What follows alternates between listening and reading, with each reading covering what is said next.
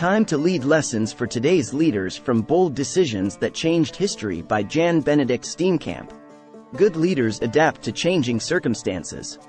Great leaders align their behavior to fulfill their beliefs and values. They continually learn and grow as they inspire others to achieve a shared vision, goal, or mission. They satisfy followers who demand capable, caring leaders, and they demonstrate trust in order to earn it. History's most effective leaders tend, like hedgehogs, to focus single-mindedly on a vision, demonstrating tremendous resilience and perseverance. Like foxes, they understand their limits and can muster the necessary tactics and strategies to achieve their goals. The greatest leaders are eagles who combine the traits of hedgehogs and foxes. Eagles adapt as needed. They don't always tell the truth or stand firm on deeply held values and beliefs if those facts or ideals become obstacles to achieving their goals. While history proves that hedgehogs, foxes, and, especially, eagles can accomplish almost anything, unfortunately, many leaders are ostriches. They don't know where they want to go or how, and they often fail.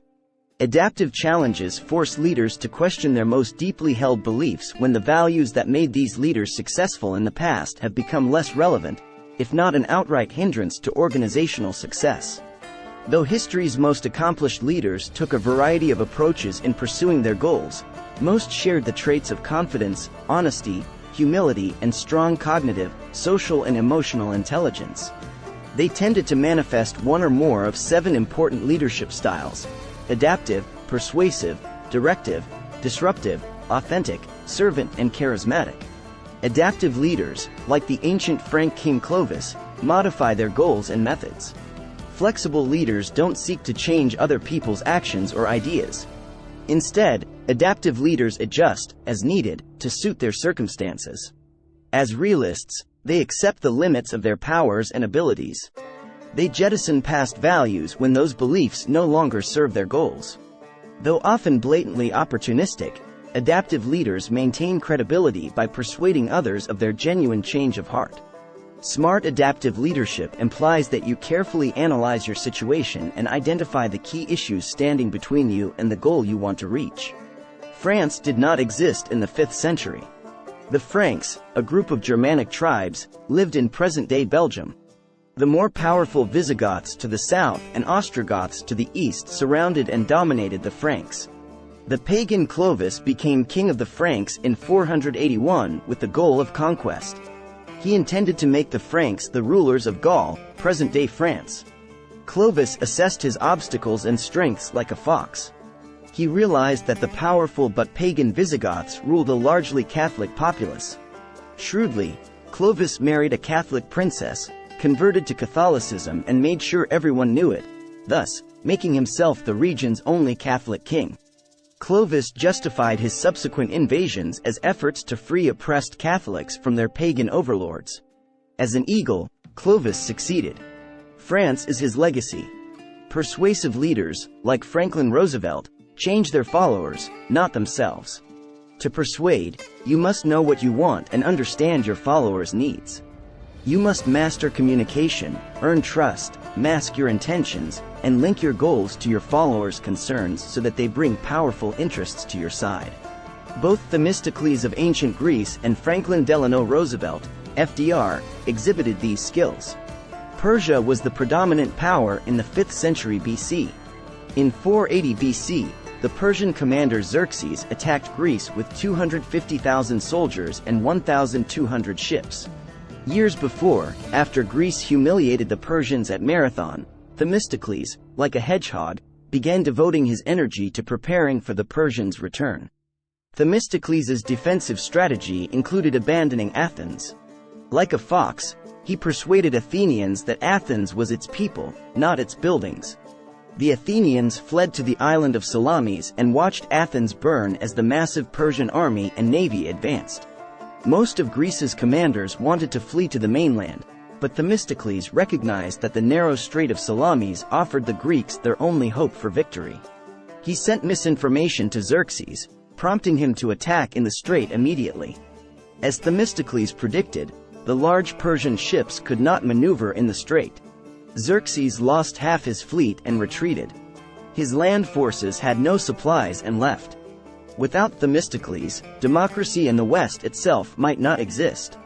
Few people have more ably combined the hedgehog's sense of direction with the fox's sensitivity to its surroundings as Roosevelt, a true eagle. Franklin Delano Roosevelt guided the United States during a deadly but necessary war. After World War I, most Americans opposed involvement in the European conflict that would become World War II. Even after Germany attacked Britain, and it responded, many Americans opposed helping Britain or fighting against Germany. Over the course of 3 years, FDR used radio chats and the clever framing of solutions to change public opinion. Using folksy language and storytelling, he convinced Americans and Congress to loan money and lease ships and supplies to Britain. He argued these moves would help England carry the burden of fighting.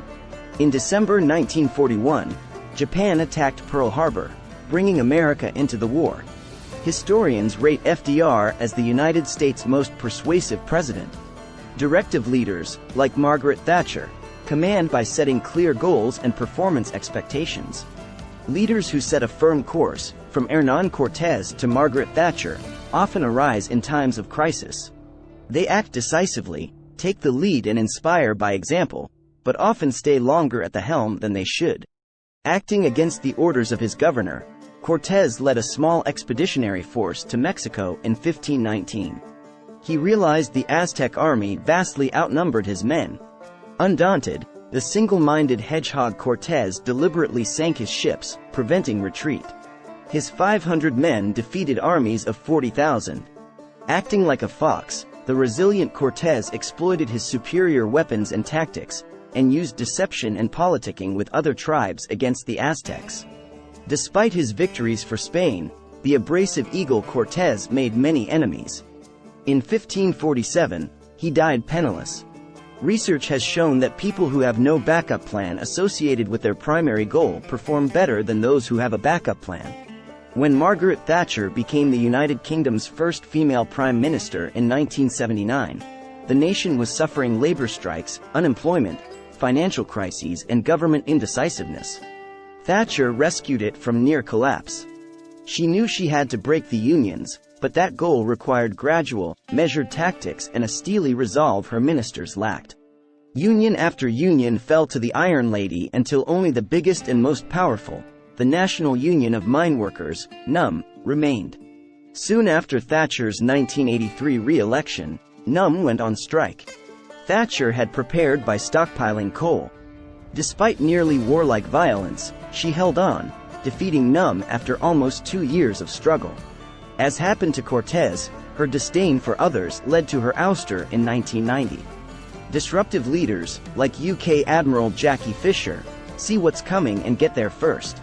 Staying the course too long, even when in a position of dominance, can prove dangerous, as Nokia, BlackBerry, Kodak and Blockbuster discovered to their detriment. To position their nations or firms for the future, disruptive leaders show the courage to sacrifice sacred cows. Jackie Fisher risked the British Empire to reinvent its navy. At the turn of the 20th century, the British Empire was at its peak.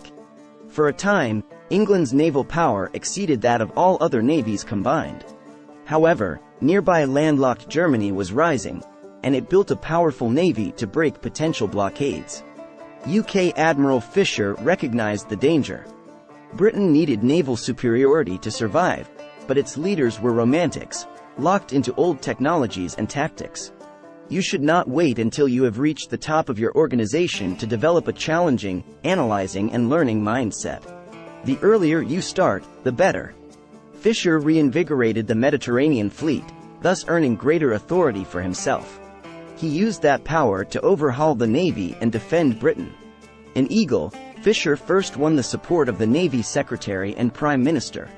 He democratized the Navy, making it less class-conscious and boosting morale. Fisher conceived of a new kind of battleship, faster, nearly unsinkable and armed with greater firepower than existing ships. He knew other nations would follow his lead and construct similar battleships, so he moved fast to build more of the new vessels. When World War I began, the UK had 29 Dreadnought-class battleships to Germany's 17. Britain successfully blockaded Germany for the duration of the war. Authentic leaders, like George Washington, demonstrate integrity. People want authentic leaders with the integrity and selflessness of George Washington and Nelson Mandela. At first a loyal royalist, Washington came to despise the despotic methods of the English king. He joined the Continental Congress in 1774, and became head of the American Army to fight England in 1775. Washington, a decent, adaptable and fox-like general, kept his rabble army together and inspired it to defeat the world's greatest power. He voluntarily resigned from the army after the war. Washington was offered absolute power and declined it, not once, but twice. This made him the greatest character of his time. Given his popularity, Washington could have ruled the army, if not the country, indefinitely, but his principles and values prevented him from becoming a tyrant. In 1797, after serving 2 terms as president, he resigned again, giving up power so that democratic ideals could flourish.